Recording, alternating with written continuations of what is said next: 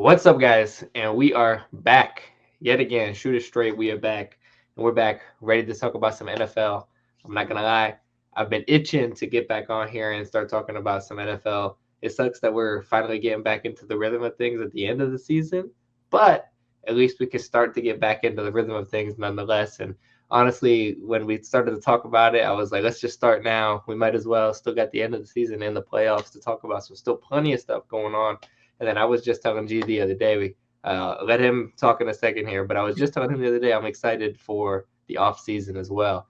So plenty of stuff to talk about in the NFL, and we're excited to be back in general, talking about a whole bunch of other things as well. So we're super excited. I'll let G introduce himself yet again and take over from here. Back from the dead once again, dude. I mean, we're trying to we're somewhat trying to get somewhat of a schedule, but it's just been difficult. I mean, life's kind of a little tough, Yeah. but I mean, we've it hasn't stopped us from enjoying this football season, and we talk amongst ourselves all the time. We're like, fuck, we just want the itch. We want to get back to just getting on together, having fun. And what time's better than the playoffs, man? I mean, look, playoffs are about to start. Teams are getting prepared, and things are getting interesting. Yeah. No, this is like honestly, this is the perfect time, and it's sad in some ways because a lot of teams are eliminated. But I'm sure for those eliminated teams, myself as a Dolphins fan included, we're going to talk about them in a second here. But there's a lot in a way to look forward to, I guess, if you want to put it like that. As a Dolphins fan, it's a little bit more bleak than other teams. But look like the Titans, for example, and the Giants to get to the offseason. I'm sure they're excited for that to continue to build what they've been building with the draft. I think, obviously both of those teams are going to have top picks, maybe 1 and 2 in the draft. So a lot to look forward to in some ways for a lot of teams. So perfect timing to, in a way to get back out in here and start talking again about what's going on. And there's so much stuff to talk about. It was so easy to come up with this list. I mean, honestly, there's like 500 more things we could have talked about, but we just had so much news even today that came out. So it made it real easy. And this story broke a couple of days ago. That's not really a story that broke, but the questions and obviously the response is what kind of built it into what it is now. And they're still talking about it today. He had more interview questions about it today with some intriguing responses. And by now, I'm sure we're talking about Mr. Joe Burrow and the Bengals. What an interesting situation that's been going on here. I mean, honestly, a couple of years ago, after that Super Bowl loss, you would have been betting the Cincinnati Bengals are going to go back to the Super Bowl. Joe Burrow is going to continue to play how he was playing. And it's kind of, fell apart in a way after that. So I'll hand it off to you first. What do you make of this whole situation, Joe Burrow, and his intriguing responses to these questions about his future in Cincinnati? Honestly, other than obviously everybody thinking it was shocking, it was very concerning for Bengals fans because this has happened to them before. Right now, it's leaving my head. This exact scenario has happened with a quarterback in the past that they've drafted first overall, and it's just super concerning as a franchise of what's going on. Why can't they take care of these guys? Because a lot of people were comparing it to the Andrew Luck situation with what happened with the Colts, which it kind of is. I mean, they're both about the same age. Like he's the same age that Andrew Luck retired at, which is kind of crazy to think because people don't have that perspective of like how good Andrew Luck really was and what it was like when he left. I mean, imagine Joe Burrow retiring right now. Just as we knew how good Joe Burrow is and how great we still think for him to become, and for him to be talking like this. I mean, it's very concerning. I mean, it's a bit sad because he genuinely looks very upset because this is a guy that has only been used to winning. I mean, look at his LSU run. I mean, it's the greatest college team of all time. He went undefeated, won the Natty. He only knows winning. And then his second year, basically, because he was hurt his rookie year, second year goes to the Super Bowl, and puts up a good fight against that Rams team. And he's like, maybe this is what my whole career is going to be like. A couple plays away from winning that Super Bowl. People forget that now. He almost completed that pass where Aaron Donald almost sacked him right there. I mean, that final play, he almost completed that in that fourth down. If he would have had a borderline mediocre offensive line, he wins that. They win that Super Bowl. He's only had the worst offensive line ever, but give up the most sacks in a calendar year. But I mean, that's just from that situation. He's looking at it very positively. Like, look, we got to Super Bowl super young. He has his two wide receiver ones.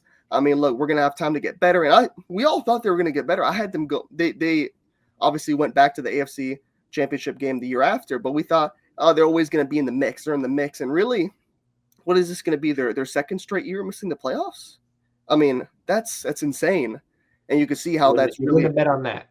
no. And I mean, you're starting to see it really weigh on him. That it's making him lose love for the game. I mean, Yeah. being on a shitty team makes you not really love I your mean, he job. even said it, but and that's one of the quotes that he said that was maybe even most concerning, where he's saying, like, if you're not enjoying the game, then it's time to go. And you're like, well, is he going to pull an Andrew Luck? Because, like you said, he's the same age. Because people are It's comparing not it. unprecedented, you know? Yeah, it's happened before, and people are trying to decide if it is that, like, oh, is he just like, is he kind of just, is he going to retire because he doesn't love the game no more, or is he angry at Cincy because they've put him in the situation he's going to demand to leave?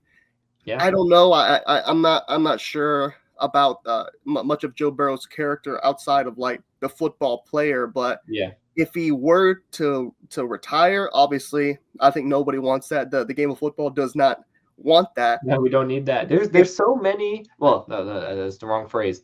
There are so little good quarterbacks in the NFL. We can't just let one retire this young. Yeah, no.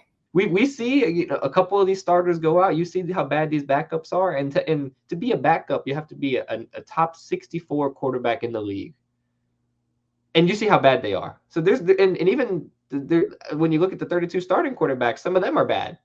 So realistically, there's only like 20 really good quarterbacks in the world to play. I mean, no, we can't have one retire in Joe Burrow. We can't have that.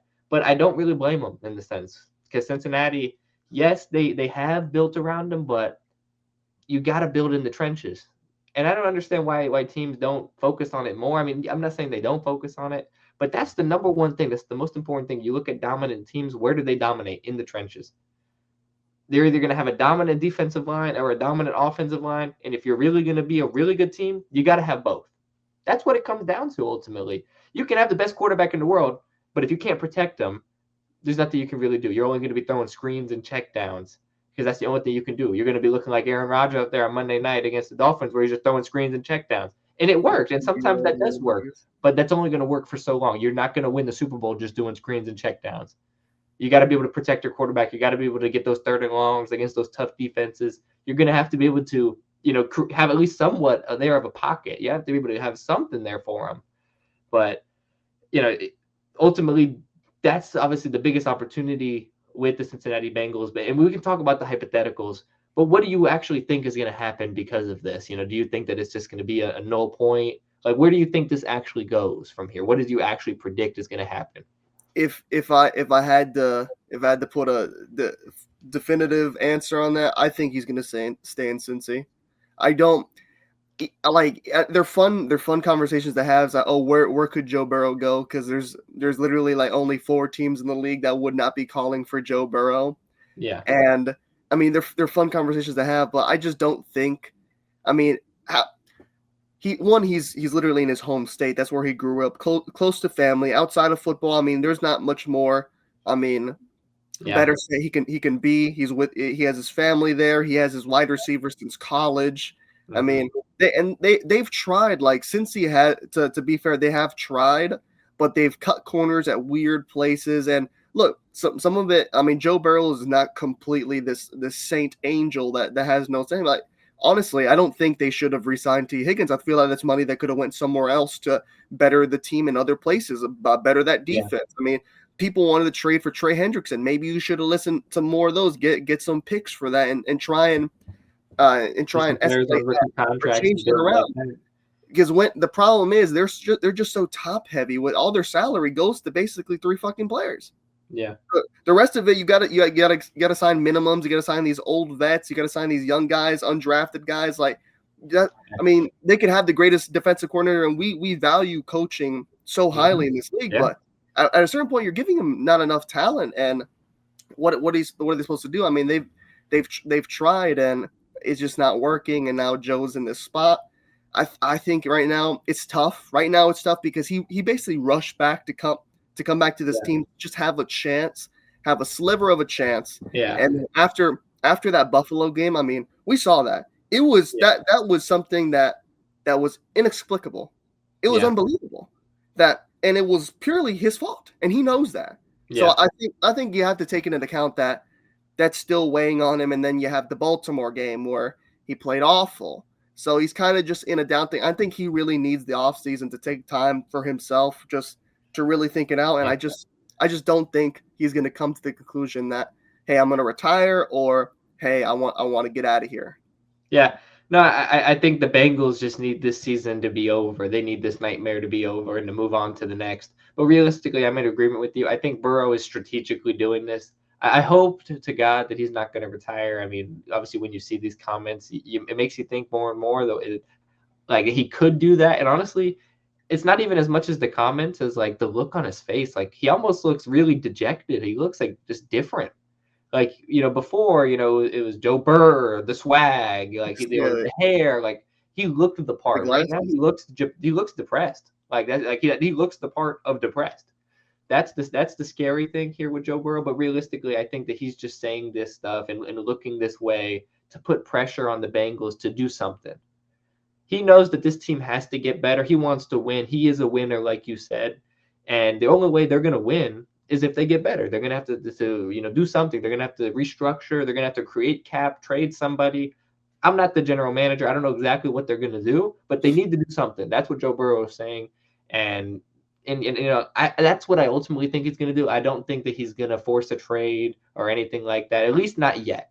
Do I think that is potentially on the table maybe next year, depending on what happens in this offseason? I do. I do think that that's a possibility because it's a player-driven league now. If the player wants to go, he's going to force his way out. He's going to find a way to get out. And like you said, there's 28, probably maybe even all 32 teams in the league that are going to maybe pick up the phone and see what's going on with the Joe Burrow situation.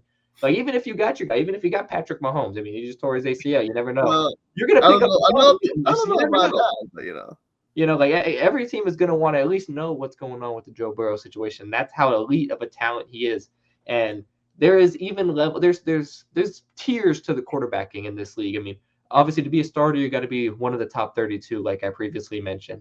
But then there's subclasses in that, and then you've got like your trash ones. You've got like your mid guys that are you can win 6 to 8 games with them as your starting quarterback, but you're never going to really make the playoffs or make a splash or anything like that. But you're good enough to be a starter for sure. And then you got your guys that are good enough to get you to the playoffs, but never take you anywhere. And then you've got your finite class of quarterbacks, maybe like 6 guys, if that. Maybe it's like 4 or 5. I think it's 4 that could really win you a Super Bowl. Joe Burrow is one of those guys. That's why everyone's calling. There's only a finite amount of quarterbacks, and they only come around maybe once. There's maybe one quarterback every draft that is, and if that sometimes, that can realistically take you to a Super Bowl. And you got to get lucky. The Dolphins have been striking out my entire life on finding that quarterback. You can say that for a lot of franchises. It's very difficult.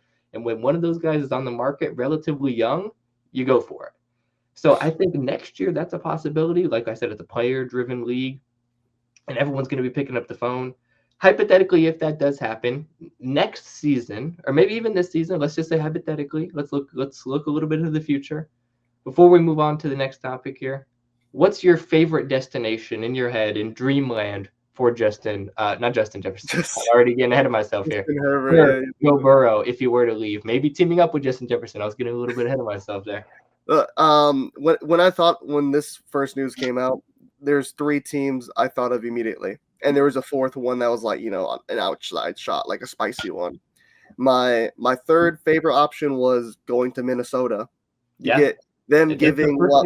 Everyone's head. Yeah, like giving up JJ, give up the legendary 9 and maybe 2 first-round picks and a second-round pick for Joe Burrow. Like that. And he gets a great coaching staff, a good defense, another wide receiver he had since college, so he's gonna have that there, and just a franchise that's more poised. Like to me, they really are kind of like that elite quarterback away from really contending.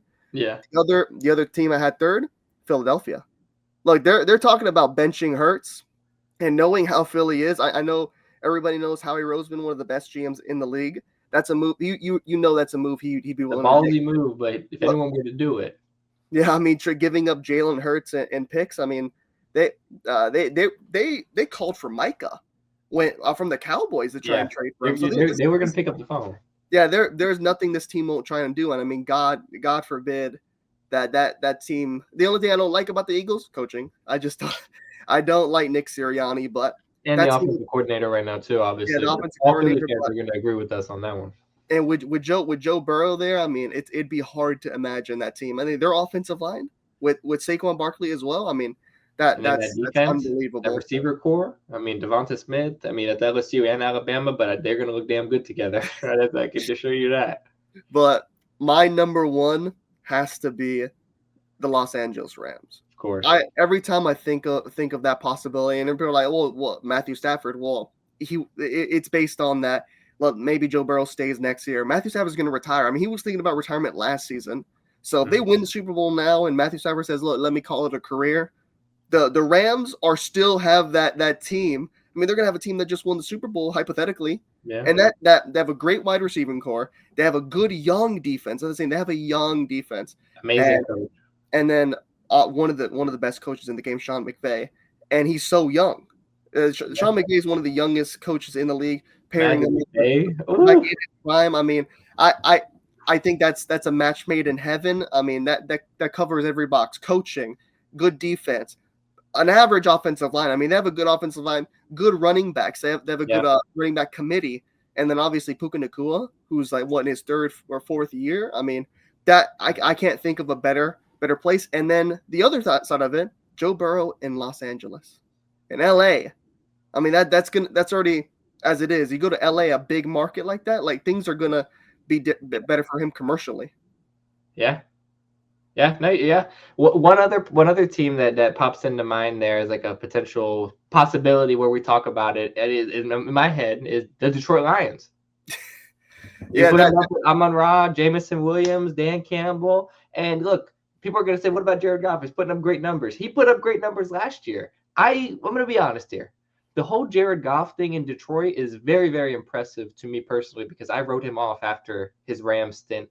People kind of forget now because he's been playing so well, at least in the regular season with Detroit these past couple of years, that at the end of his Rams stint, he was looking god-awful. Like, he was looking like his trajectory was maybe out of the league. And then he went to Detroit, kind of, rebuilt himself, and now statistically is always looking like one of the top quarterbacks in the league. Detroit has a great offense last year, especially this year too. They're always going to be pretty decent. But you look at Detroit, what were we just talking about? What was I just saying with the quarterback tiers? Jared Goff is in that tier where he's not Super Bowl level. He's not going to win you to the Super Bowl. It's not going to happen. He's not taking you there. The Rams tried it. What did they have to do? They had to go for Matthew Stafford. They had to bring in a guy in Matthew Stafford to take him to the promised land. That's exactly what happened. So what does that tell you right there? Jared Goff is not that guy. He wasn't that guy then. He's not that guy now. Who's going to take you there? Joe Burrow. You give him that offense, that coaching staff, the aggressiveness. Joe Burrow is going to buy into that. He's going to get that chip back on his shoulder. I could see that being a match made in heaven, a dreamland. And then ultimately that might be the thing that takes Detroit to win in the NFC. That's what they, what it might take. The NFC is so stacked, and it's going to be in the upcoming years. So I like that option too. That would be hell news for Bears or Packers fans. But yeah, I mean, that's the harsh truth with Jared Goff. If I was the Bears or the Packers, it's maybe controversial, but I would also be calling for Joe Burrow. So I mean, they're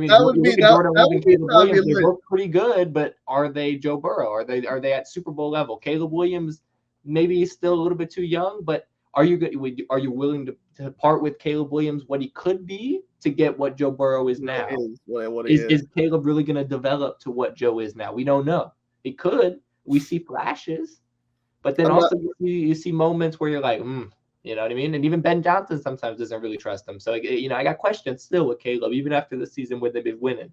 Yeah, so. And I'm not sure if the drafting capital they have. I don't think the Packers have much after trading a lot for Mike. But unfortunately, as we said, every team is going to be calling. But you have to make an attempt that are the most ideal, as we say. So and to finish off on your Jared Goff point was that the unfortunate truth is there's a hard ceiling to Jared Goff, and that is just a playoff guy. He'll get you Yeah, to the that's what playoffs. he is. He'll get you to the playoffs. He Great can't. regular season numbers. He cannot. If your team's facing adversity, he cannot put you over. He cannot. Well, because we've seen it. We've seen it against the 49ers. We've seen it against the Commanders. When adversity hits and your super stacked team isn't doing what they normally do, rolling over people, we need your quarterback to step up and do. Yeah. Unfortunately, he can't do it. He And I doesn't love have that that. I mean, extra X factor. He just doesn't. Jared Goff has a cool story. I mean, they support him, they love him.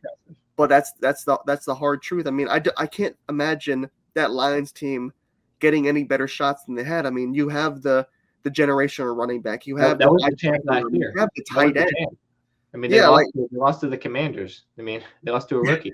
They lost to literally the 8th after having the bye. So it's like it's one of those things like you have to understand, and that's something that maybe the Bengals just won't even entertain because it's like, we don't want your problem. You're just giving us a guy. Yeah. Keep on trading this guy away, and the trades lead to Super Bowls for the team. I don't know if we're on the winning end of that, man. Yeah. No, but okay. So moving on to the next point here. This obviously breaking today. Not really the most shocking news after what happened or what we all witnessed on Monday night, which was pretty damn pitiful. But obviously, Tua Tagovailoa benched by the Miami Dolphins, which, like I said, not the most surprising thing in the world given his performance that we saw, but surprising in the sense of that contract that he has and ultimately what his future kind of looks like. Was McDaniel actually going to bench him? Did he have the guts to do it? Yeah. Well, he did. Apparently, the move came 100% from him. McDaniel had the guts, benched Tua.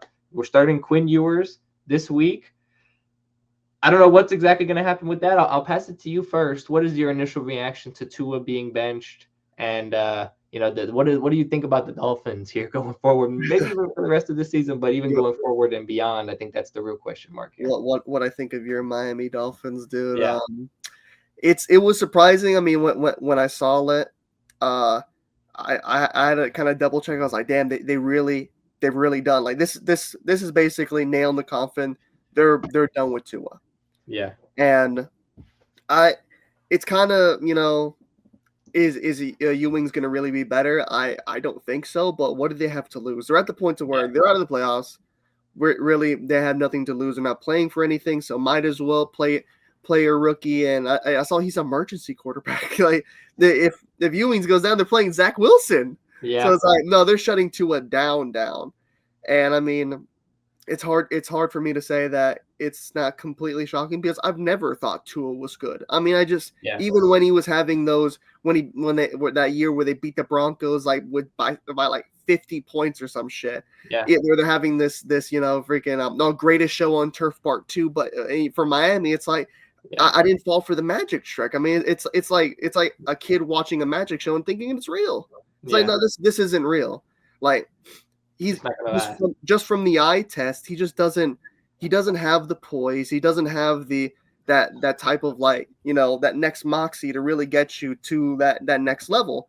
I mean, he was good in college, but a lot of things, the professional game is a lot different than college. Yeah. And I don't know what else you could really give him in Miami. I mean, he has offensive-minded head coach. Yeah. He had Tyreek Hill, one of the greatest weapons we've ever seen. Jalen Waddle, he's literally his college best friend, dude. I mean, that's a guy he's had since college. And now Devon Achane.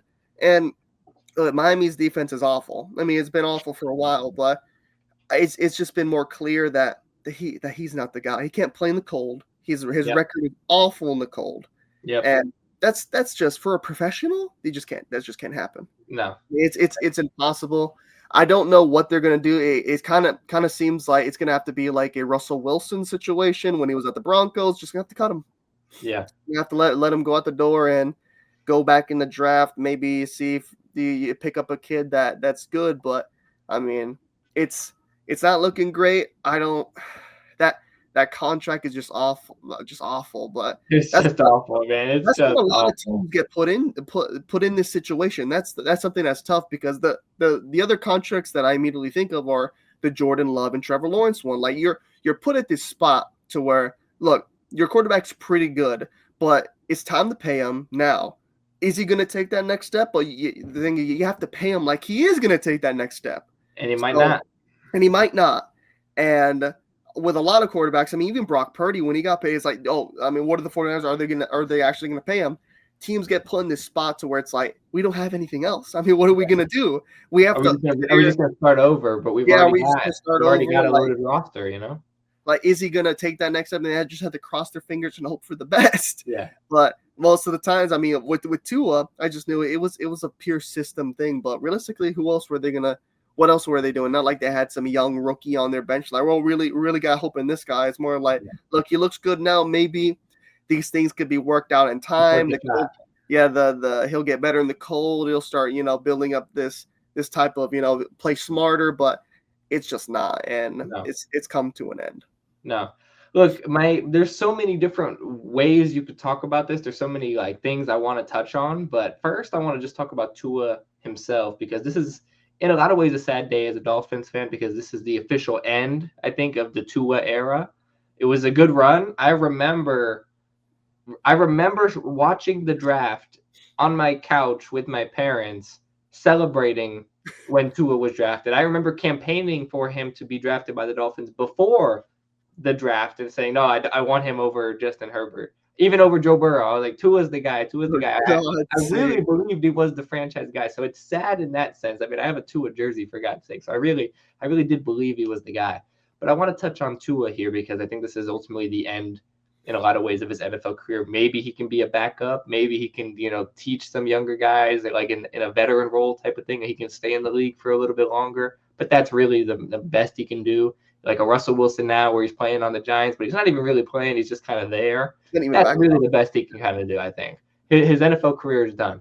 But Tua, how do I want to say this? It's sad. He's going to go down as a complete bust. It didn't really work. But Tua, it could have been so much different. What when I look at even on Monday night, Tua, he struggled in movement, looking mobile in the pocket. Like, he just wasn't comfortable. Honestly, it was so easy for the Steelers players to sack him. Like, it's just what it looks like. And it looks like that time and time again. Like, when I watch these other quarterbacks, I'm like, man, it's so difficult to sack this guy. As soon as they even breathe on Tua, he's falling down. Like, it's so easy to sack this guy. It's so honestly frustrating in a way when you watch a guy like Josh Allen, and then you got to watch Tua as our quarterback. It's just so frustrating. But Tua never used to be this way. And this is the point that I want to make here. Tua would have been an elite NFL quarterback. I truly do believe this, if he never had that hip injury in college in Alabama. And we're going all the way back now. Going all the way back to college, dude. But people forget that Tua was the number one ranked dual threat quarterback in high school. He was a dual threat mobile guy who was able to run around like crazy. He was like Lamar in a lot of ways. Like, he was that mobile. He was that mobile. And then he, as a freshman, he had that incredible moment in the national championship game. That next season, he had the hip thing, was never really the same player. When he came back the next year, that's why, people forget he was supposed to be the number one pick. I thought that we were going to have to tank for Tua, like number one pick type thing. It ended up being Joe Burrow. It was all because of that injury. When he came back his junior year before he went to the draft, it was okay, but it was all right. But the expectations was Heisman, and he was never really close to that. That's the unfortunate thing. That injury really derailed his career. Obviously, then we still drafted him number 5. And then he was okay. He was good. He had his flashes. But obviously the concussion thing, the other injuries, like, it just kind of built up. And obviously that concussion thing where he's doing his thing, that's ultimately what, people will remember the most of his NFL career, unfortunately. It could have been so much different, but, this is the end of it. It is what it is. The Dolphins, I think, realistically, I saw something where, like, financially by a little bit, it's better if they just keep him and just have him as the emergency QB or whatever. I'm not sure. It might just be better just to cut him and get him off the books completely out of the locker room. I know you saw as well that thing after on Monday night where they were losing and he's over there joking on the sideline, smiling. That post went around. Like, you just I think we just got to get Tua out of the locker room, on to the next. And I'm glad they did this. All throughout this year, I mean, we saw what he was saying in the post game, like throwing people under the bus, literally just saying, look, people aren't showing up to meetings, like after games where he's thrown for 3 interceptions. It's like, this guy is absolutely just become tone deaf to the locker room, throwing his guys under the bus after. It's like, you should be looking at yourself. It's a game after you've literally thrown 3 interceptions. Right. And I just don't believe that the locker room has respect for him. And that's the only saving grace. Like you said, look, if it's financially better to keep him, but I think they're just not going to want him in the locker room. Yeah. No, Like you saw what Jalen Ramsey was saying. That was his former teammate. Right. Yeah. He went straight to the camera and he said that he was soft. I mean, that's what he said. So, but anyway, I mean, you look at Tua, and what the main reason why I think his NFL career is completely done, he shouldn't even really get a starting chance at another team, is that this is the best situation Tua will ever have in his career. We drafted him, we built it around him, we gave him a coach that designed a special offense just for him. We gave him Tyreek freaking Hill, Jalen Waddle. We ended up drafting Devon Achane as well. Like, what could you ask for? Like this was the perfect thing for him to succeed in. It was all catered to him and his play style, his limitations. Like, we tried to maximize what he was good at and then like diminish those limitations, but those limitations ended up being so big at the NFL level that there was nothing you can do. You can't minimize the fact that he has a noodle arm. You just can't. Like, there's only so much you can do. And even of course you can not like he said, dude, you zip it in, Tua can't really zip it in there fast enough. You know what I mean? Even he said, dude, he's small. He can't see. He can't see the whole field. I mean, he's telling us literally what he's not good at. And my point is, any other team that he would join now, he's going to be an afterthought, a bench guy. He's never going to have a better chance to succeed in the NFL than he did now. So when we see what happens when he faces any kind of adversity. So he's done. Like, his career is done. Like I said, for the Dolphins, so I'm happy that I did this, because now the Dolphins can finally enter the full tank rebuild mode. The nice 4-game winning streak was fun and all. It was nice to maybe think about making the playoffs because we had a run-first offense, and I love Devon Achane, and he's an incredible player, and I want to keep him and build around him and keep this run-first offense. But now we just got to keep trying quarterbacks until we find the guy. That's just what we got to do. Keep my strategy. Draft a quarterback every draft until you find someone that's pretty decent. So we drafted Quinn Ewers last draft. Let's give him a shot the last 2 games. What's the worst that could happen? Honestly, I want to see Zach Wilson play too. We've seen these revivals of these guys. What's to say that Zach Wilson can't have a career revival like Sam Darnold or a Daniel Jones? I mean, he was playing for the Jets. That team was god awful. I mean, I'm just saying hypothetically. So hypothetically. I want to see it. Why not? We got nothing to lose. We suck anyway. And next season, let's keep trying, guys. Until if we find someone that's good, great. If we go 0-17, we're getting Arch Manning. Yeah, Arch Manning. You know what I mean? Like, it is what it is. But let's just keep trying, guys. If next season we completely suck, you know what? We've sucked my entire life anyway. I'm 23, turning 24 next year. We have sucked my entire life. I've never seen us win a playoff game. And you're telling me we have the chance to suck next year with a decent coach and Mike McDaniel, and then get the number 1 pick and get Arch Manning? I'm doing it. Mike McDaniel and Arch Manning, this is the perfect thing. And for the people that question Arch Manning, I don't care. I was thinking about this earlier today, and I really want to get this off here.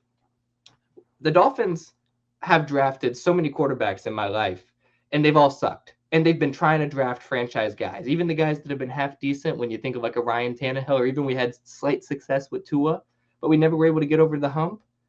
These guys sucked. But they tried. They studied. They looked at the film. And people look at the film and they say, maybe Arch Manning isn't the guy. This past season at Texas wasn't quite what we expected. But he's a Manning. I don't even care. I've drafted him just because of that. He's got the aura. He's got Manning in his blood. He's got the pedigree. You're telling me we can't develop this guy to be? And look at the arm talent. Look at the just natural ability he's got. He's going to be a great NFL quarterback. He's the best chance we've got. I'm going all in. I'd agree with the best chance, but I don't know about he's going to be a good. I mean, they're talking about, you say Manning, but you have to understand there's Payne and there's also Eli. And look, Eli, people all remember Eli for being, the Brady killer, winning 2 Super Bowls. That's great. You got 2 rings. I will take 1 ring. I'll take that's great and all, but Eli Manning is struggling. He's struggling to get in the Hall of Fame because honestly, realistically, you look at his numbers. He wasn't a spectacular quarterback. I mean, I would love to have Eli Manning. Yeah, when you're saying, oh yeah, I'll take the stuff you want, you have to have that defense. You got to have that Giants defense that what led them and won those Super Bowls for them. It wasn't Eli. Yeah, of course. Eli. I agree with that. And I think you're right that he's the best chance. I mean, he has the highest possible ceiling to take you to that next level. But I don't know about being married. This is what I waited for. You know what I mean? Like, it's time to tank. It's perfect timing. if Quinn Ewers ends up being good by the grace of God, like he's Brock Purdy 2.0, seventh round guy being good, I would Yeah, love it. I want to just find that quarterback. I don't care who it really is. don't bring I him hope up. Quinn Ewers does ball out. I want him to be the starter next year. He's on a cheap rookie deal. It gives us the best chance to win. It would be great. But ultimately, I don't think he's going to be great. And we're going to talk about, the Dolphins a little bit later because there's a lot of fantasy implications to Tua being Yeah, injured. I got Devon A. Chain in fantasy. You know what I mean? If Quinn Ewers was going to have the best possible chance of succeeding, it's this situation. He's playing the Cincinnati defense, which is god awful. They're also eliminated from the playoffs. And obviously he's working with Mike McDaniel. Is going to cater the offense to whatever strengths Quinn Ewers really has. So we'll see what happens on Sunday. I'm very intrigued. Do you think that he can pull off a win? I mean, I guess the Dolphins could beat the Bengals. because I mean, it's on the table. I mean, it's. I guess I'd rather them lose for the draft pick purposes, but I guess it doesn't really matter at this point. Yeah, I mean, it's on the table. I mean, Yeah. the Bengals have not been But good. the Bengals should win. I mean, maybe we'll see Joe Burrow smile at the end of the game. Yeah. But moving on from the Dolphins, a lot to potentially talk about there. But we'll monitor how the Tua situation continues to play out. We'll see what happens this weekend with Quinn Ewers playing as well. But moving on to another team. I mean, I don't even know where to begin with this one. Patrick Mahomes and the Kansas City Chiefs. Obviously, Patrick Mahomes suffering the unfortunate injury, tearing his ACL last Sunday, and then obviously the same Sunday at the end of the game being eliminated from the playoffs, ending essentially the dynasty. I guess technically, if they end up winning the Super Bowl and by the grace of God next season, you could say it was just a pause in the dynasty. But I think we both are in agreement that this is pretty much the end of the dynasty or whatever it was. So what is your initial thoughts to? Well, I guess we'll touch on the Mahomes thing first. What do you make of Mahomes? Suffering unfortunately the torn ACL. It's devastating as a football fan. I mean, look, we were excited to see the Chiefs be put in real real do or die games now, trying to scrap their way in the playoffs. And They were in it.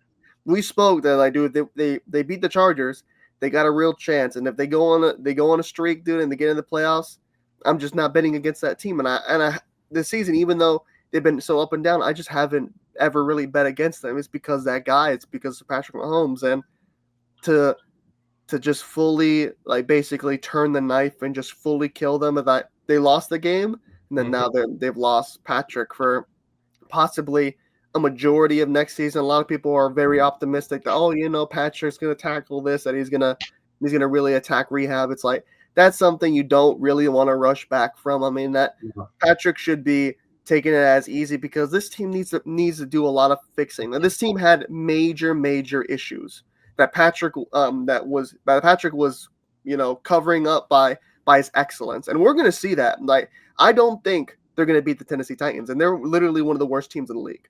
Yeah, you're going to get a cold splash of water how much Patrick was really doing, because I think their leading rusher this year is Patrick.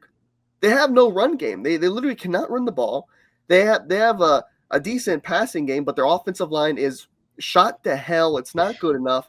Their defense doesn't have the dark magic it had before. They're able to bend, don't break. Now they're just completely breaking. They're broken. There is no bend, no break. They can't stop a parked car. Yeah, they're in a tough spot to where they have to do like a mini rebuild. Take the year and look, maybe Patrick sits out a majority of next year and they get a good draft pick and maybe try and do something in the draft. They're pretty good at making selections in the draft and trying to make the changes they need. They need a running back. They should. I just don't know why they cheap out on not getting Breece Hall when, look, that would have been perfect for you. And you need a running back. He's still young. He's still going to be begging to leave. Yeah, like the third round pick. I don't understand that. So, but now you have to go get somebody, and you got to fix the offensive line, and you got to fix your defense, and maybe get another wide receiver. I know Rashid Rice. I like Rashid Rice a lot. I mean, I have him in fantasy. I liked him a lot this year. Yeah, but he's great. He's a great player. Anybody needs Mahomes. He lacks the deep threat. Like when they try and go deep, they're going to Tyquan Thornton for deep. It's like, look, that I don't know what's happened to Xavier Worthy, that he's completely kind of not. It's tough because he kind of just came into the league as that's the fastest guy. That's all he's super fast guy. He hasn't developed into the guy that we thought he He would. hasn't developed into really like that weapon, and that's concerning because you have We Andy. needed him. I mean, they needed him to be a number one guy by now. That's what they needed this season. He's not. I mean, you draft Yeah. that guy to be a number one. I mean, that's just the reality of it. You draft him for the upside that this guy's literally the fastest we've seen, and The he can Tyreek maybe replacement. develop into a good deep option. But they're going to Tyquan Thornton, bro. So it's like that's an issue. But yeah, it sucks, man. I mean, to see Patrick, he hasn't had really a major injury his entire career, and this is the first one. And I mean, it's destined to happen. I mean, it's happened to Brady, weirdly enough, the exact same time after I think we're gonna talk about that. Yeah, both of them winning 3 Super Bowls and then go into the Super Bowl losing, and then the season right after tearing their ACLs. It happened to them both. So I do think it's the end of this first stint dynasty. But I think there's a real chance when you have Patrick Mahomes still playing, Andy Reid still there, Travis Kelce might not be there no more. This might be his last year. I don't know if he's gonna. I think I don't know if you saw the podcast he put out where he said, like, when he was referring to Mahomes' injury, instead of saying we, he referred to the Chiefs as the Chiefs, signaling like from a third person, like he's not involved with the Chiefs. Yeah, like it's. I mean, he's got everything. He's got the rings. He's old. He got Taylor Swift. Like, why not retire? You know what I mean? Yeah, like the team. Travis Kelce is not. He's not young enough to be around for a rebuild, even if it's a 1-year mini rebuild, which realistically it might take 2 years. It might take 3 years. You look. I mean, if you have to remember, Brady had what was it, almost 5, 6, 7 years. That's what I was gonna. That's you. Like that's exactly what I was gonna say. It happens. It takes time. And the Patriots built some good teams in between then where Brady, I mean, you look back on Brady's career, he could have won more than 7 rings. I mean, in between those runs, I mean, he ended up getting Randy Moss in the mix in there and didn't win with Randy. And then he ends up winning some of the rings that he did. I mean, Brady's career, we could talk about that could be a whole show in and of itself. Not to get sidetracked here, because there's a lot that I want to touch on with Mahomes and the Chiefs here. A lot of interesting stuff you can talk about. First of all, I mean, obviously, in terms of the injury itself, super, super unfortunate. You never want that to happen. I mean, I wanted Mahomes to stay healthy for his entire career. I wish the same for all the elite quarterbacks. What I was just saying, you never want to see the elite guys go down because there's so few of them. I mean, Mahomes is obviously not just the guy that can win you the Super Bowl. It's almost a guarantee he will. He's won 3 of them already. I mean, Mahomes' career has been absolutely incredible. He could have won more when you look back on it. I mean, he had the opportunity to win more. It is what it is. But he's been super, super successful. And I think ultimately, in order for him to be successful going forward, they're going to have to rebuild the team in the same way that the Patriots did at the same point in their careers, respectively, Brady and Mahomes. It's very funny that they end up having the injury in the same exact situation of their career, the same year, the same amount of rings, same everything. But what did New England do after that? Yeah, they lost some of their older guys, their older weapons from that era. But they brought in Gronk. They drafted him. They got lucky. They had guys like Wes Welker. They had guys like Julian Edelman, Danny Amendola. They gave him the next array of weapons. They gave him a real running game. They drafted running backs for him. I mean, they did what they had to build the next great offense around Tom Brady. And it wasn't always the flashiest names, as we said during Brady's career. But it was the guys that got the job done, that fit in, that played the right way, and it just worked. That's what the Chiefs are going to have to do. And if there's any team that's well positioned to build a good roster, it's the Chiefs, because that's what they've been known for this entire dynasty run. The way that they've kept the roster going, they've made the right trades. It seemed like every guy that they drafted was a hit. Every guy they brought in, they didn't have a free agency bust. Every guy that they brought in ended up just playing good football. You look at Honey Badger. Remember what Honey Badger was bringing to the table for them. Obviously, you remember what happened with Brady, unfortunately, but he was the cornerstone of that defense, and they brought him in. I mean, so the Chiefs have been able to do that. I think that they're well positioned to do that going forward, but it might not be next season, like you said. I think Mahomes is going to try his hardest to get back as soon as possible, and I saw Schefter say that he has a chance to be back by week 1, but he'd be pushing it a little bit. I think the Chiefs are going to tell him to play it safe, and they're not even going to let him risk it. I would expect like Mahomes could be stepping in maybe like week 6, week 8 of next season. I wouldn't be too surprised about that. I don't think he's going to sit out the whole season, but I think it could give the Chiefs maybe just enough room to. I mean, I don't think they're going to be a contender. I think they're going to want Mahomes to kind of get back acclimated to playing after this injury. He's going to have to maybe relearn a certain thing. I mean, ACL is not it's a devastating injury, but like it shouldn't change the play style too much. But he's going to have to learn a little bit of what it's like to play in the NFL after the surgery. Obviously that's going to be somewhat of an adjustment. I never had it, but I'm sure you're not going to be able to do quite everything as well as you did before. That's just natural. Yeah, and people, so that is a question people are posing, that, oh well, will Patrick be the same guy? And I just think it's not a 0% chance, but I just think he's just too elite of a guy. Yeah, And I don't think a worker. Yeah, and he was not a guy that's all. I mean, he's all legs. I mean, we've seen him literally win a Super Bowl by dinking and dunking. I mean, there's a guy that is an elite passer. That is not someone that I'd be too worried about. Oh, he's now handcuffed to only being a pocket passer. He can no longer get on those runs that he usually can get, which I think he can, but he will be able to. But he tries to run as little as possible. He just doesn't want to take those hits. He plays pretty dang smart. Yeah, so I'm not really worried about that. I think he's just too elite of a guy for it really to affect him that much. To like, oh, we're gonna see him fall off a cliff. The old Brady's falling off a cliff thing. Yeah. I don't think that's gonna happen with Patrick. I think they're gonna have a real chance, but it's gonna take. I don't think it's gonna be anytime soon. I think it's gonna take. I think it might take 3 years to get the weapon. I think Mahomes and the Chiefs might be, and even when Mahomes is playing, assuming he stays healthy next season or whatever, like. They might just be a mid team.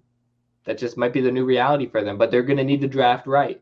It doesn't have to be their first round pick. I mean, the Chiefs have been known for hitting on their second, third rounders, fourth rounders. But you're going to need to draft your new Travis Kelce. You're going to need to draft your new receiver. I mean, realistically, they tried to replace Tyreek Hill. They failed. They haven't really been able to get that next true number one guy. I mean, Travis Kelce was always the true number one, but now they really are losing that. So they need a lot of weapons. It's going to take some time to really rebuild that offense. I mean, if anyone is going to draft an entire offense in one draft and do it right, it's going to be the Chiefs. They have great front office, but I'm not necessarily betting on it per se. Yeah. But it's going to be interesting to monitor. But I think that this is the end of the first stint of the Chiefs dynasty, and it's going to be interesting to see if he can have the second stint like Brady, or is he going to tail off? Regardless of even if he does tail off and he never wins another Super Bowl, he already got 3. He goes down as the top 5 guy.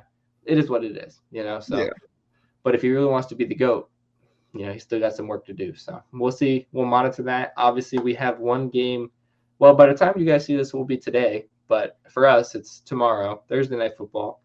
We'll be posting this on Thursday, right before the game, or maybe somewhat before the game, not right before the game. But y'all will be seeing this anyway. To talk about Thursday Night Football a little bit, there's a lot you could touch on. Obviously, this is a huge game, a lot of playoff implications, also division implications. Yeah, the same division, funny enough. So this could rework the entire bracket depending on what happens here. Obviously, we're talking about Thursday Night Football, Seattle Seahawks, Los Angeles Rams. Huge game. What is your initial kind of thoughts about this game? What is your prediction? How do you think this is going to go down? What do you got? Look. This is as prime time as it can get. I mean, these are on prime. Two of the hottest teams in their respective division, both in the same in the conference, both in the same division. And I mean, it's hard for me to pick against the Rams. I mean, there's not many times this year I have picking against them. And look, I really liked Seattle's defense. I love Smith and Jigba, but when I really look at their record, the Seahawks are somewhat fraudulent. They really haven't. Look, their record against teams above 500 isn't great. Like they've beaten up on a bunch of trash cans. Do you know what I mean? To be honest, they've beaten up on bad teams, and their defense is really good. Their kicker is damn near in fantasy is better than most fucking wide receivers. But seeing them really struggle in the red zone against the Colts and almost lose to a 44-year-old grandfather is concerning. I mean, it's not filling me up with a bunch of joy. I expect the Rams to win, and the Seahawks are they're a nice team. They're kind of like a cute team, but when it comes the playoffs, I think they'll make it. I mean, that division's really hard. I mean, are 3 teams going to make it? Because the 49ers are right there. They're not that far behind. Yeah. And the Seahawks, Yeah. we still don't know how that's going to turn out. But I don't trust the Seahawks as a legit team. We see the Rams. They have the quarterback. They have, if you want to call it a slight edge to Smith and Jigba. I like Puka, but as far as defenses, it's give or take. It mostly to me comes down to the quarterback. I trust Matthew Stafford more than I trust Sam Darnold, Yeah. and I trust McVay more. So I mean, that's where I lie with that. I think the Rams win, and I think they're gonna have that 1 seed, and they're gonna have the bye. Yeah. Look, I would love to disagree with you like always, but unfortunately I cannot today. I 100% agree with pretty much the majority of what you said there. What has been the theme of this video so far? We're talking about elite quarterbacks versus decent quarterbacks. Sam Darnold is in that decent quarterback class. He's clearly good enough to win you some games in the NFL. They've won 10 so far. They're a pretty decent team. But even last week, I was watching that game very intensely because, as you know, in fantasy, I had to start Sam Darnold in the fantasy semifinals against my own dad. So I was watching that game very intensely, and I was like, you know what? I think that defense can create some turnovers, give some more opportunities for Sam Darnold against a 44-year-old quarterback. That game went nothing like how I expected it. And it made me start to raise my eyebrows a little bit more than I already was about the Seahawks, because with the Sam Darnold thing, I think we kind of even saw it last season. Like we expected, the Seahawks will make the playoffs, but I don't think neither you or I ever consider them to be a true contender. It's kind of very similar to the Colts where, they had a good record. They were playing good football. Do I think they're winning the Lombardi Trophy in February? No, I'm not betting on that at all. Like they don't have that X factor. And Jigba's great, but I'm not trusting Sam Darnold when it comes down to it. And I'm even going to take that to tomorrow night in primetime. I'm not going to trust Sam Darnold. That Rams defense is playing good football. I give the Rams the slight coaching edge as well, just because McVay is such a good coach. I rate him so highly. Seattle's coach is actually really good as well, but McVay, I give him the slight edge there. Seattle's defense is great, but I just think Sam Darnold is going to turn the ball over one too many times, maybe 2 picks or a fumble or something like that in a crucial moment. That's normally what it kind of comes down to in these games, divisional games. And I think the Rams win. It's going to be a close one, but I say, Rams by like a touchdown, maybe like 31 to 24, maybe even a 31 to 17, something like that. I think it'll be kind of comfortable, but then maybe the Seahawks score a touchdown or so in garbage time to make it look a little closer than it was. I could see something around like that. And ultimately, it kind of just goes back to what I was saying. I think the Seahawks are not frauds because I think they're gonna make the playoffs, but they're not gonna win. I don't think they're gonna win a playoff game. I think they're just gonna be a team that makes the playoffs, and that's cool because that's all Sam Darnold's gonna do for you. He's in that tier of quarterback. He'll take you to the playoffs. If he's lucky, he's winning one playoff game, but he's not taking you any further than that. It is what it does. His absolute peak ceiling is getting you in the second round, and saying, funny enough, comparing it that the Seattle team is just last year's Vikings that also had Sam Darnold. That's really what they are. I mean, that's what it is, and it's just they're very similar to that. They both have that one elite wide receiver that's arguably the best in the league, and they have a pretty good defense, and then a committee of running backs. A pretty decent coach. They bring over the factor of just that guy when it comes to really these big games. I just don't think he can do that. I don't think he's that guy. And the Rams have that guy. I mean, they probably have the MVP of the league. Yeah. So it's hard. It'd be hard to pick against them. Yeah, no, 100%. I think that's how that game is going to go. But there is one intriguing thing that is making me worry a little bit. I told you I wanted to touch on it, not for too long here, but this has obviously been in the NFL media world today. Obviously, Puka on Aiden Ross's stream with the other streamer Neon as well. That kind of whole stream was a whole shenanigans, and I'm gonna take the lead on this one. I want to go first here. Okay. I don't even know what Puka is thinking here. Like, is he thinking 2 days before one of the biggest games of the season, if not the biggest game of the season, on primetime, a game that I know we just talked about how Seattle are low-key frauds, but if they lose this game, then they fall right back into the mix of they're not going to be the 1 seed. It's a dogfight there in the NFC. Like, they need to win this game. The Rams, realistically, they need the 1 seed. They need to win the division. Like, that's how good they are. That's what they should be doing. But what is Puka doing? What is he thinking? getting on stream, trying to bring them into the facility. Like they just don't need that distraction. Puka, you got to lock in. Like, I'm not gonna lie, I'm playing against Puka in 2 fantasy leagues this week against you, which we're gonna talk about next segment, and then my own dad as well. Like I mentioned, he has Puka as well. So I'm glad his head is not really in the game. But on the NFL level, on the real world thing, I'm like, what is he thinking? His head's not in the game. Like, look, I'm not gonna lie, he might go out there and still have a great game. I don't really think it's gonna affect his performance. I think he's still gonna have a great game. But let's just say he does have a bad game. Let's just say the Rams lose. Let's just say the refs start giving the Seattle a couple extra calls because of what he said on there. Like, what was he thinking? It's just unnecessary. Why would he do that? This is not the time. I'm not saying he can't have no social life, can't do streams and stuff like that. I'm not even like mad at that, but it's just the timing is absolutely terrible. And if I'm McVay, I am pissed. If I am McVay, I am livid. If I'm said he was pissed. I'm fining him. Like, I'm not gonna lie. If it wasn't such a big game, I honestly, honest to God, I might suspend Puka for one game because it was that bad. Like, what the hell are you doing?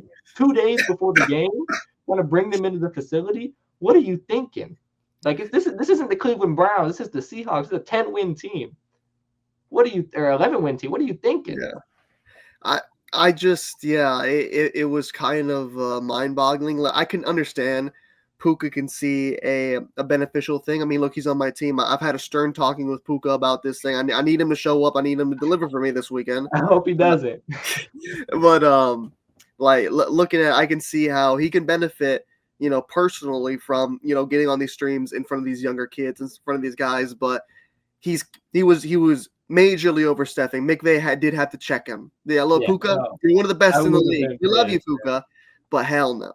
You're not bringing in 2 kids, the 2 streaming kids. That one, you bring them in the facility, they're recording everything. Not saying they're doing nothing nefarious, but look, that's private. I mean, the people don't want their shit, live streaming there. The players might not want that because you got to think, locker rooms. I don't want to give up any edge. It's humongous. Yeah. A football team is ginormous. There's some guys in there that are just normal guys that don't want these streaming kids around here. Look, I like Aiden Ross. I don't know much about Neon. I have no comment on what I think of him. But look, do I hate them as people? No, but there has to be a time and a place. Look, this is your profession, Puka. This is your job.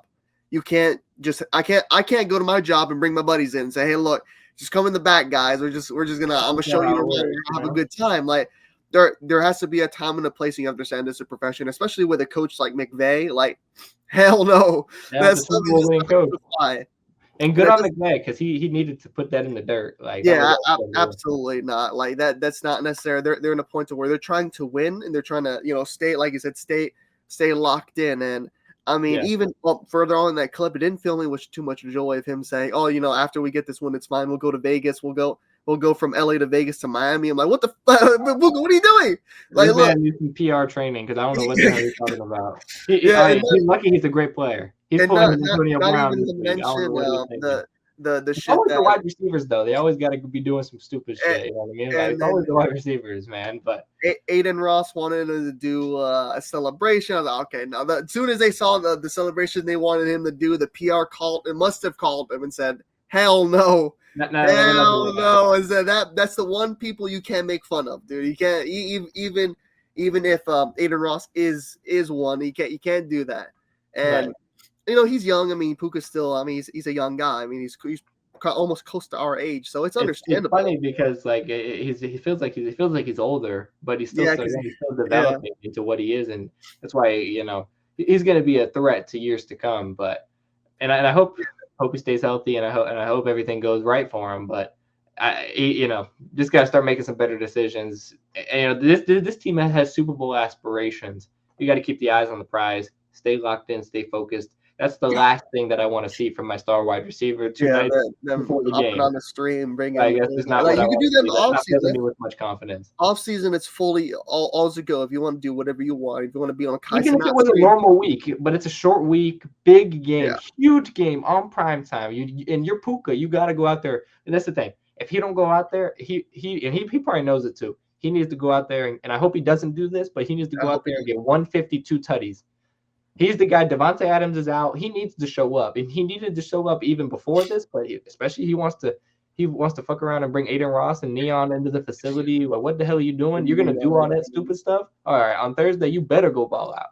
And I know Seattle is probably thinking like, man, what he's disrespecting us so much. Like he's on live talking crap about them, other teams, the refs. Like it's just a bad look in general. I don't know why he would do that. I'm sure that they talked to him. It was like, look, we can't be having this no more. At least I hope so. Yeah. But to segue, because we're talking about Puka, we're talking about that. Obviously, Puka plays a big role into what we want to talk about. We want to talk about this a lot more in the channel. We have so many ideas and aspirations in the future with fantasy. Me and G playing in the same league, which we're going to talk about here. But actually, we're in the fantasy semifinals for all you guys know, but they're playing fantasy as well. This is semifinals week. If your team was lucky enough to make it in your league, well, obviously, me and you, we were lucky enough to make it in both of the leagues that we played in. A little bit of controversy with one league, but we'll leave that because I think we mainly want to talk about our Yahoo League while we're here. That's the main league we're going to be touching on. Even next season, we have a lot of plans with that. Stay tuned for that. But this is just the first time we've ever talked about this, so we wanted to introduce it. We want to start talking about this. And obviously, me and G playing each other this week in the fantasy semifinals.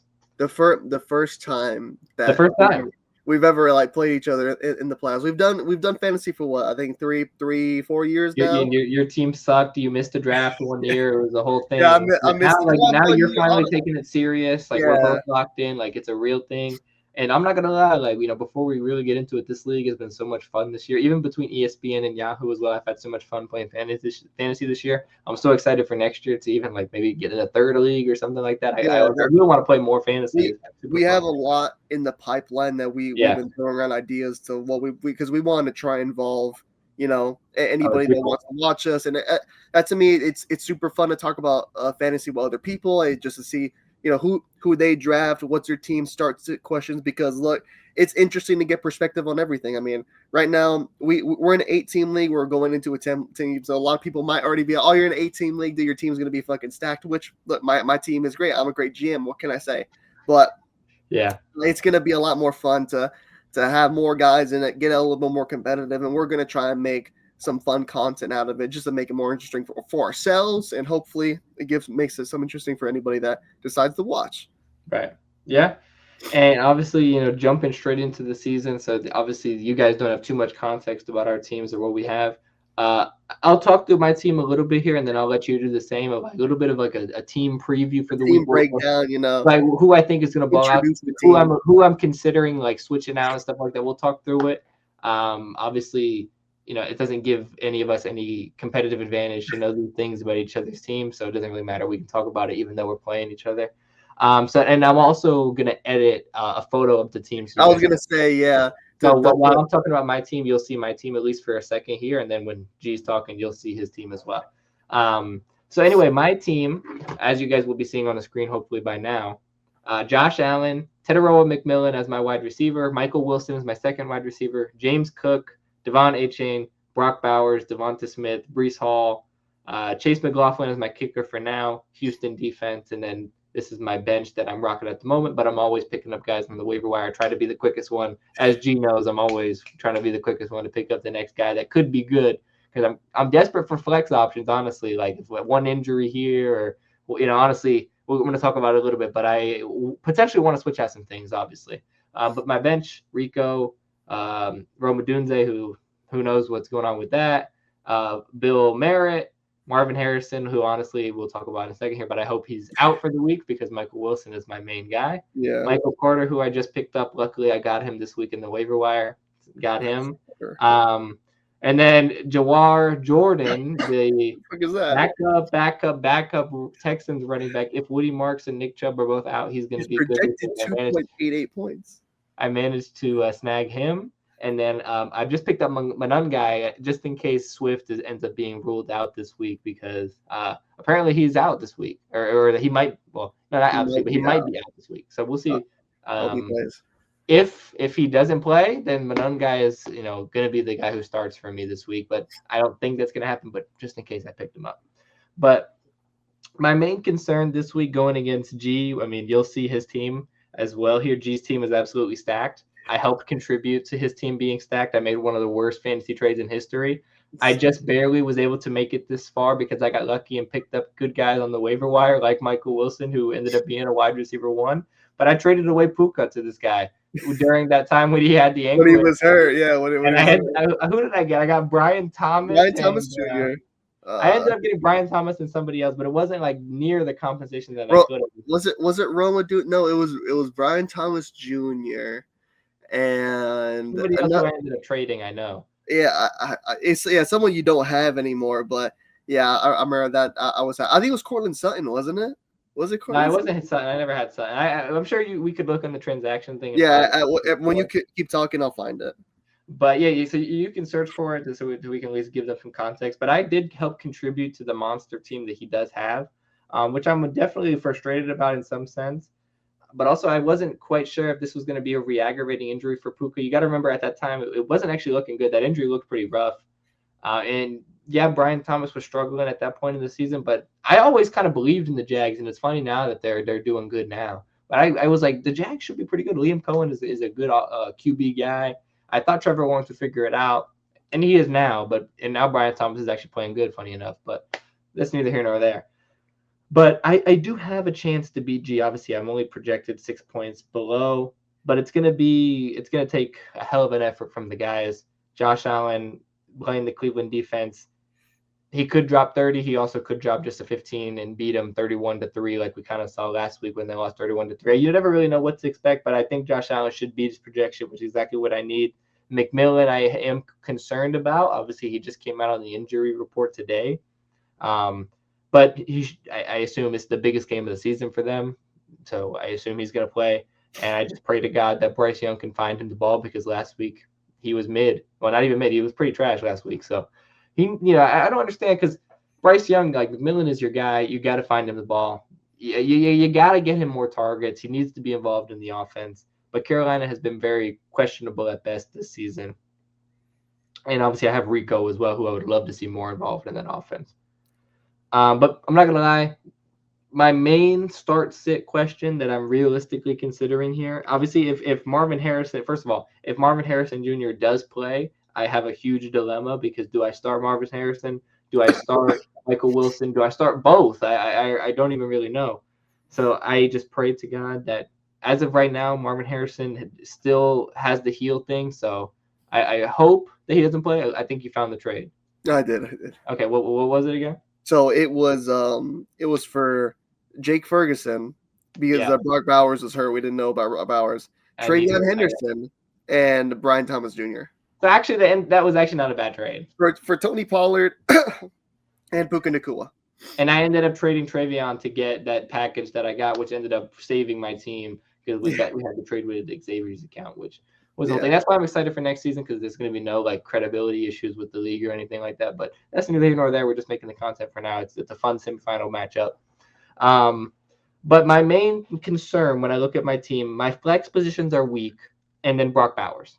And I was going to start Darren Waller, but then I saw the news with Tua being benched, and I don't know exactly what to expect with Quinn Ewers. So I had to put Bowers back in because at least I know that if they're going to throw to anybody, they're going to throw to Bowers. Like he's going to get maybe a couple targets at least. He'll get me hopefully 10 points, and I can call it a day. McBride tore apart that Houston defense last week, but Brissett is a better quarterback than I think Geno Smith is going to be back this week, or if not, it's Kenny Pickett. It's Kenny Pickett, I think. Yeah, that's not looking good for me. So either way, I could be kind of cooked. I'm not gonna lie. One guy. Well, I don't. You can still pick this guy up. So I don't know if I want to say one guy that I was looking at here. I'm not picking nobody up. But that team's fine. But I'm keeping an eye on the Loveland, who's available on waivers in our league. The Bears tight end, because if Adunze and Luther Burden is out, I might end up throwing him in there over Bauer because he could have just for the upside. He could be getting the targets. He had that one really good week, but that was against the Bengals. So yeah, it doesn't really mean much. And that's the main reason why maybe I still go with Waller because it's Quinn Ewers, but the Bengals, if you're going to succeed against anybody, it's going to be the Bengals. I mean, they're god awful. They've been the worst team against tight ends in NFL history. NFL history, dude. So that's my main concern. I don't really know what to do there yet. For now, I'm going to stick with Bowers, but that could change, and that could be a huge thing that it makes me win against you, or lose against you, because ultimately, I'm going to be honest, to beat G's team, it's going to take a perfect game from my team. I can't have any duds. G's team is too stacked. And I gotta hope Puka or Jamar Chase or one of his star guys has an off game, just like Jahmyr Gibbs did last week when he almost lost. That's what I gotta hope for. Which I hope Puka has an off game tomorrow. That's like if anyone's gonna do it, I think Jahmyr Gibbs is gonna bounce back. I think Jamar Chase is gonna be pretty good against the Dolphins. He could get like 25, 30. I hope Puka gets like an 8-point game or something. That's my hope. Well, if it's time to start my team, I gotta introduce people. They're gonna pop it up right here to the Dream Team. This team is named after my starting quarterback Drake May, and I've kind of played into the Drake May lover meme that everybody loves Drake May because look, I picked him up on wires. Not a guy I drafted, but I picked him up on wires. My starting lineup goes Drake May, Puka Nacua, Jamar Chase, Jahmyr Gibbs, Josh Jacobs, George Kittle. Right now, R.J. Harvey, Bucky Irving is my flex, Brandon Aubrey, and right now the 49ers defense. On the bench, I got this is where my issues come with because realistically, we have 2 flex spots. We play in the league with 2 flex. I have 3 players in consideration for those 2 spots, the 2 I just named, and then Rashid Rice. Mm-hmm. He was on the bench. Brock Purdy. My bench is gonna kind of make no sense because I'm not really a huge waiver wire pickup guy. If something's obvious, I'll get it. But I kind of picked these guys up for shits and giggles. I have Phillip Rivers, and then I have Shedeur Sanders because I want to win a championship and then be a part of the championship winning team. And then I also have another guy who's low-key kind of a sleeper, Judkins. And then I have DK Metcalf, and then I have the Patriots defense as a backup that I kind of interchange into. And we haven't like documented how I got this team. I mean, obviously it's an 8-team league, so it's a little bit easier to get a more of a stacked team. But a lot of these guys, a majority I traded for. I mean, like I said, I traded for Puka, Jamar Chase. I traded for him. I think I gave up Tyler Warren, who I picked up on the waiver wire. He became good. I traded him. And Mike Evans before he got hurt and broke his collarbone. That's one thing that we do have going for us in our league that I'm excited for next season for the people that are going to be watching the fantasy content and the future people that are going to be watching the fantasy content is that we play in a league where we're comfortable doing a lot of trades. I've been seeing so much content recently with people complaining about their league doesn't do trades.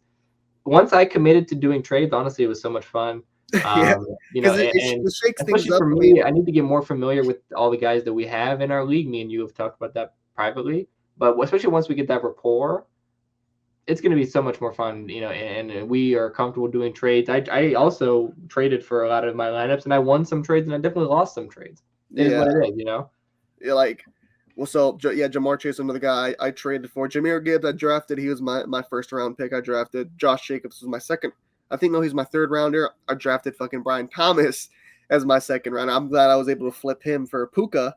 George Kittle, that was my first trade of this year. I think I traded Chuba Hubbard and somebody else, which is another great deal.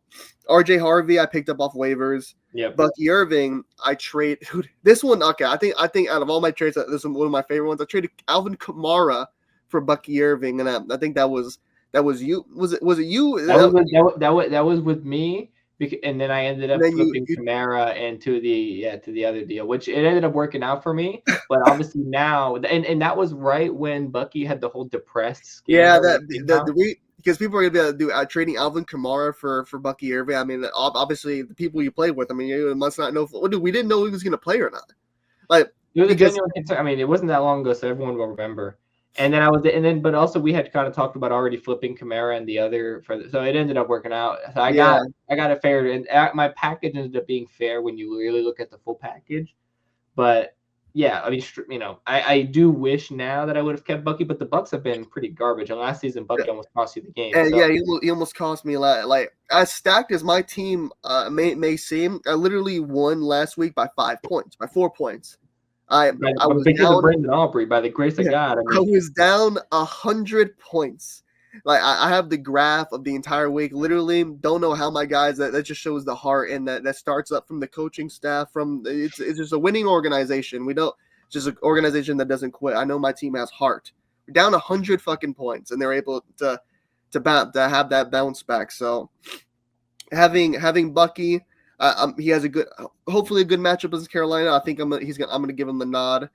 And even touching upon Rashida Rice, that was one of I think my most happy with draft picks. Like I think I got him in the seventh or sixth round. Yeah. And because we were all on call when we were doing the draft, and I'm retarded. I had my thing on mute, and I was telling everybody when I was making that pick, this is gonna be the sleeper pick that's gonna win me the league. And unfortunate, I mean, he was really good when Patrick was there. I mean, when he came back, he looked electric. Everything that I assumed he would be. And look, he's playing Tennessee Titans. Maybe maybe Gardner Minshew can sling that ball and get him some targets. Usually backups feed their number ones. They force feed them. Like we saw Joe Flacco target Jamar Chase 23 times. Yeah, so it's almost breaking the NFL record. So yeah, so like it could happen. I'm really pondering that. He's in concussion protocol, so he literally just might not play and make it easier for me. But that's kind of where I'm at. I know Judkins has a good matchup against Buffalo, but if Shador can't be protected behind the basically fourth string offensive lineman, I mean, I don't see a point. I mean, Joey Bosa might have 20 sacks in a game, dude. Yeah.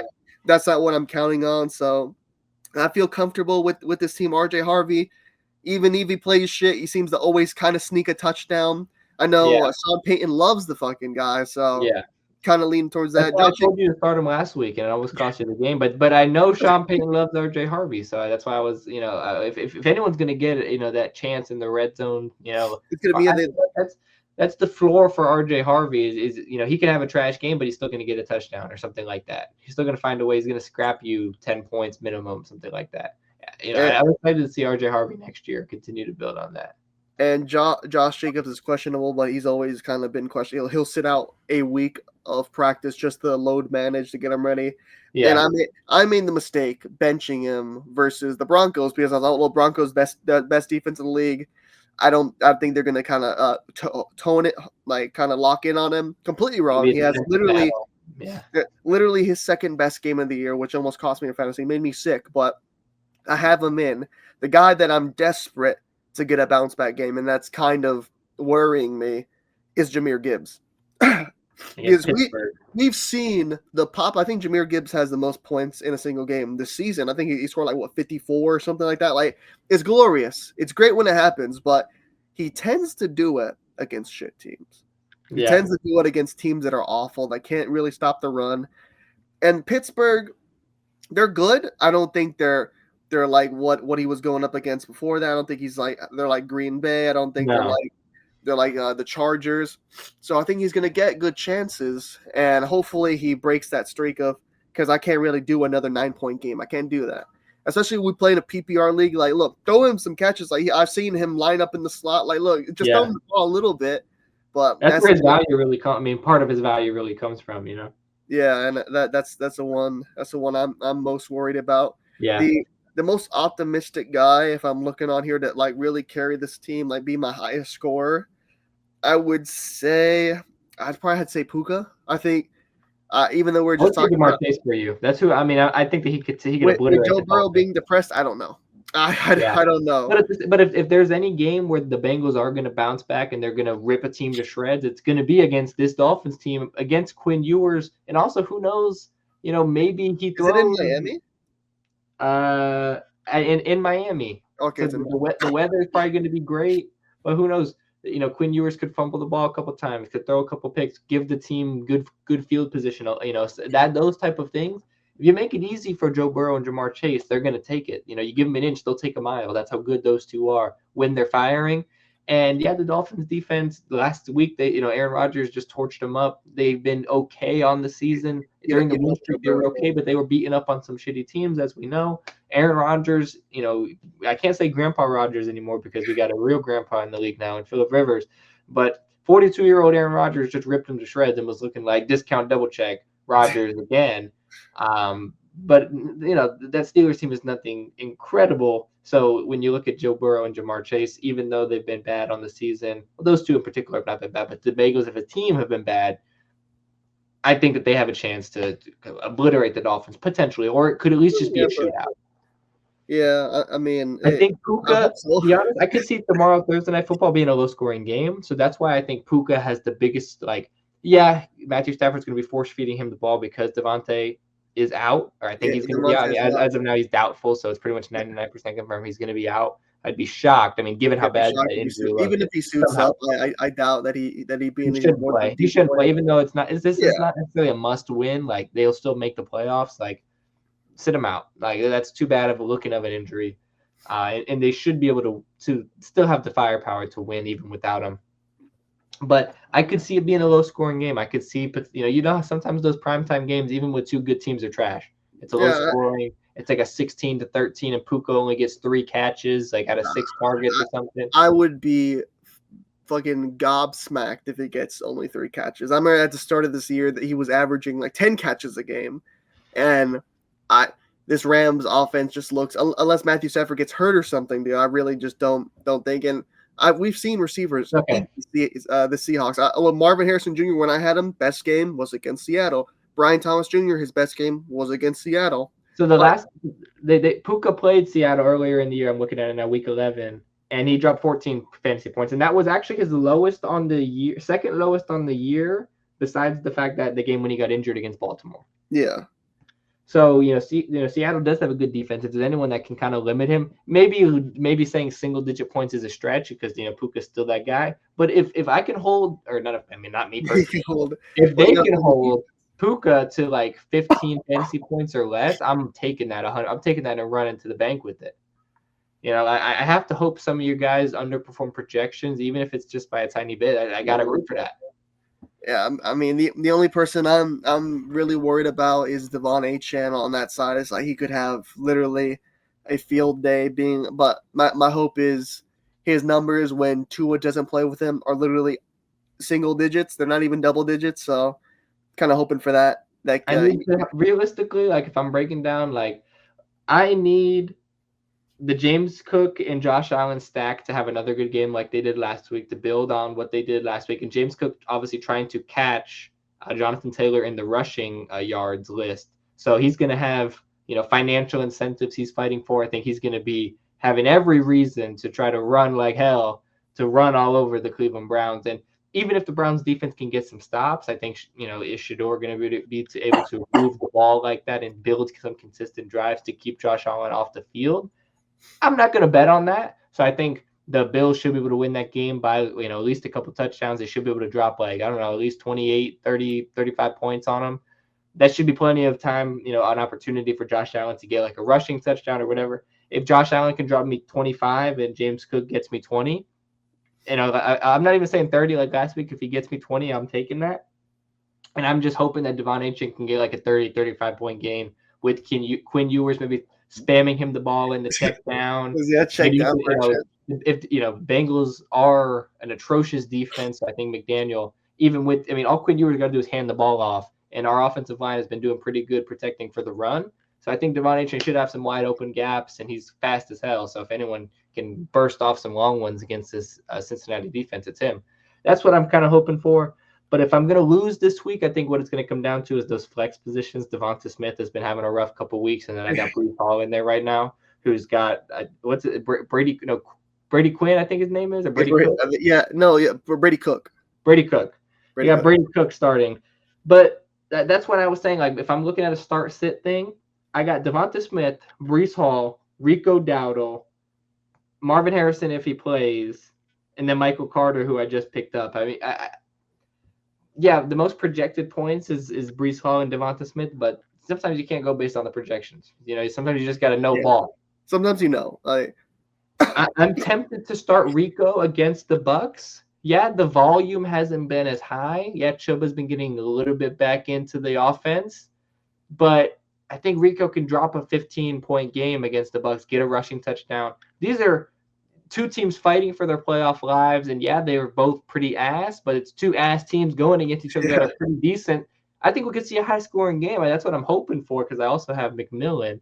So I might start Rico. I'm considering that, but I just don't really know what to do because that's where my main opportunity is. I need my flex to give me at least their projection to have a chance to beat you. That's what it comes down to.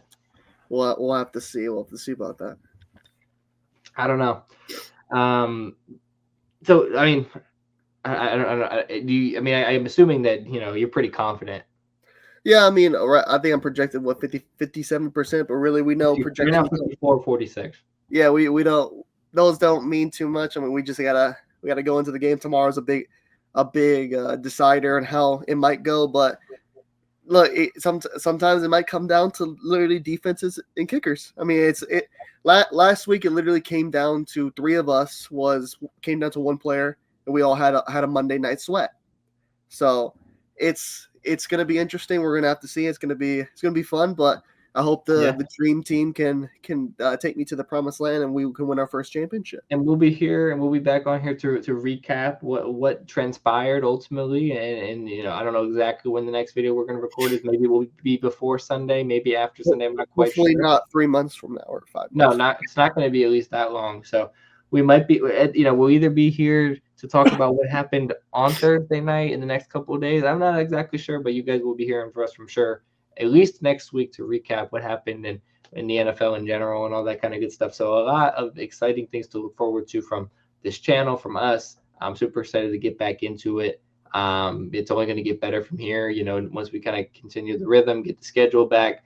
We have a lot of ideas. We want to get some more people involved, talk about fantasy, really expand what we talk about, and not really like before. I'm not gonna lie, not to get too deep into it because I know we want to wrap it up here. But we gave ourselves unnecessary restrictions and just kind of made it harder than it had to be. And just now it's a little bit more carefree. We're doing what we want. It's our channel. We're doing what we want. It is what it is. If you watch, you watch. I hope you guys are enjoying it, and that's what we're gonna do. We're just gonna have some fun with it.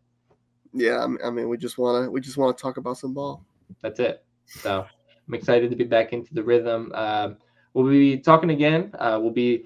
I don't know exactly when, like I said, but we'll be talking again soon, guys. So super excited for that. You guys will be hearing from us soon. So drop a like on the video if you guys enjoyed it. Hit the subscribe button to stay tuned for whenever the next video is. It's going to be in the next couple of days for sure.